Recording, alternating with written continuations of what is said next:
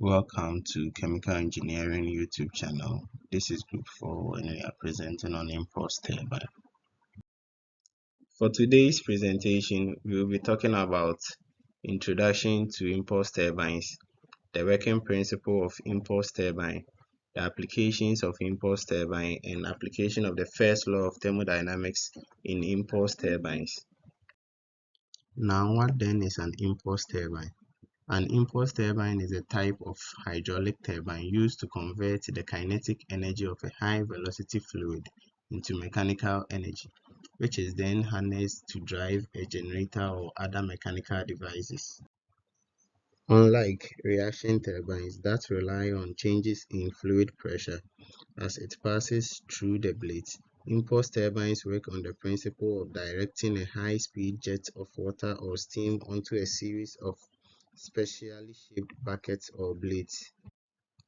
The name impulse turbine stems from its operation, relying on the force generated by the impact of the water jet on the turbine blades.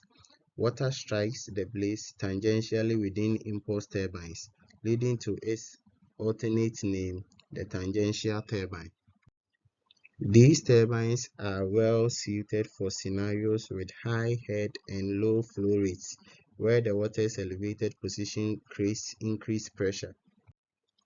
Now let us discuss the construction and components of impulse turbine. The impulse turbine comprises several essential components that work together to harness the kinetic energy of high-velocity fluid and convert it into mechanical power. These components include: one is the runner.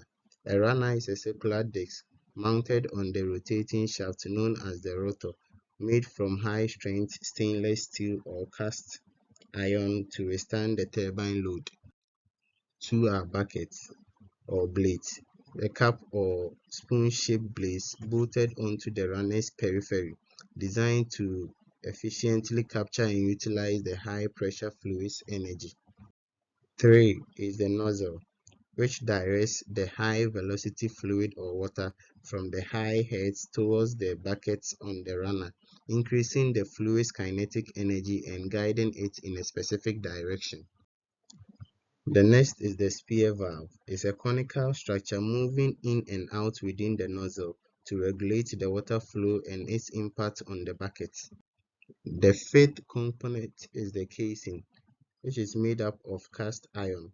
The casing protects internal components from the external environment, prevents water splashing, and guides water to the spillway to minimize wastage. The next component is the penstock, also known as the pipeline. It's a pipe-like conduit that transports water from the reservoir, which is located at a high elevation, to the turbine, allowing for efficient energy conversion. The last component is the braking jet, which is used to gradually stop the rotation of the turbine blades when the water supply from the nozzle ceases, preventing sudden movements due to inertia. The braking jet impacts the opposite side of the blades to facilitate controlled deceleration. This careful arrangement and interplay of these components enable the impulse turbine to efficiently convert fluid energy into useful mechanical work. This diagram illustrates the various components of the impulse turbine. Now let us discuss the working principle of an impulse turbine. The impulse turbine works on the principle of Newton's second law of motion. For these types of turbines, the water can be stored in reservoirs at high places and supplies throughout penstock to the turbine, which is located at the ground. This turbine works in the following steps. A water jet moves from a dam or reservoir to the connected nozzles in the turbine. Once the water is supplied into the nozzle of the turbine, then it changes the energy of the pressure water into kinetic energy. After discharging throughout the nozzle, the water jet strikes the impeller blades and turns the impeller through its axis. These blades mainly change the kinetic energy of the water jet into speed and enhance the water speed. The water with high speed hits the turbine so that shaft of the turbine starts turning. The shaft of the turbine is connected through the generator coil, and the rotating motion of the shaft will rotate the generator coil. Once the generator coil starts turning, then it generates electricity and it is delivered to different houses and industries. The diagram illustrates an impulse turbine working. Now we'll be talking about the various applications of impulse turbine. First, we'll be talking about its usage in the water supply system. Impulse turbines can be utilized in water supply systems to recover energy from the pressure of water flowing through pipelines. This energy can be converted into electricity and used to offset some of the energy consumption of the water distribution system.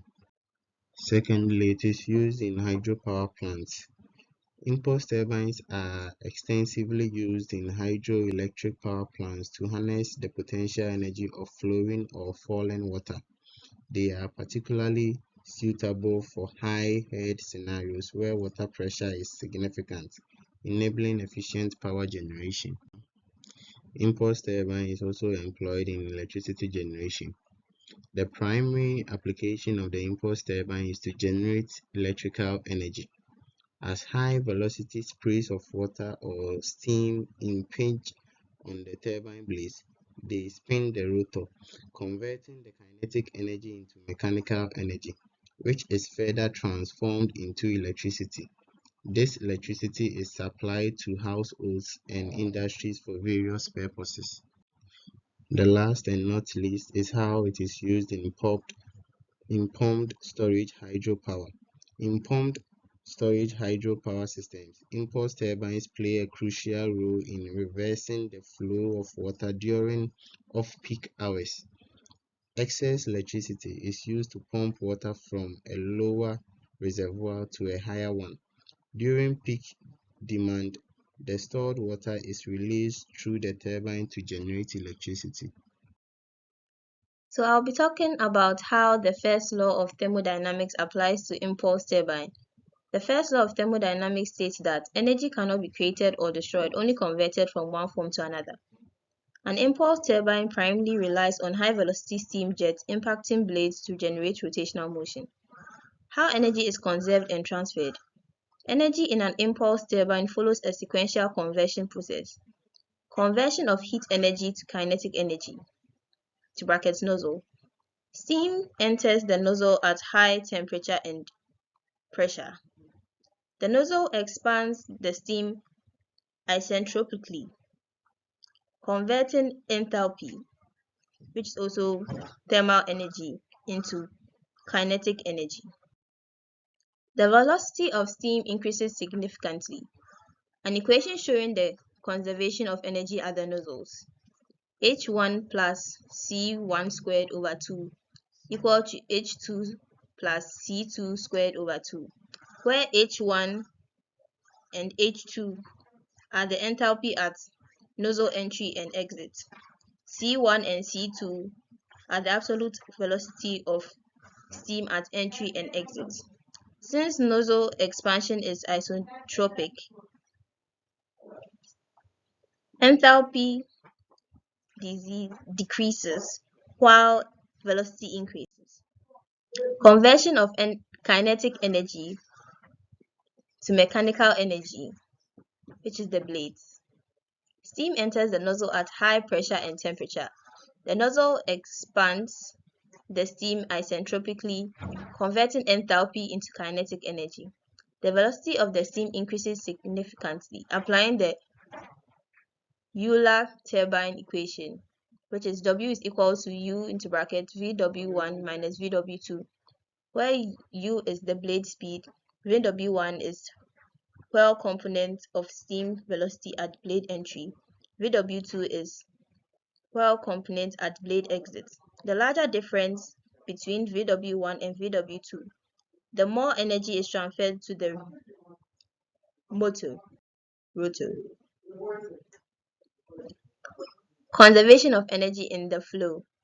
According to the energy balance equation, the total energy remains constant. The Total energy at the turbine inlet is equal to the sum of 1. The work done on the blades, 2. The residual kinetic energy in the exhaust steam, and 3. Friction and other minor losses. Losses affecting energy conservation. Residual kinetic energy losses. Steam exits with velocity wasting energy. Blade friction losses. Surface roughness and turbulence reduce efficiency. Leakage losses. Steam leakage between blades and casing leads to energy dissipation. So that comes to the end of our project presentation, and these are some references where you can get extra information. Thank you very much.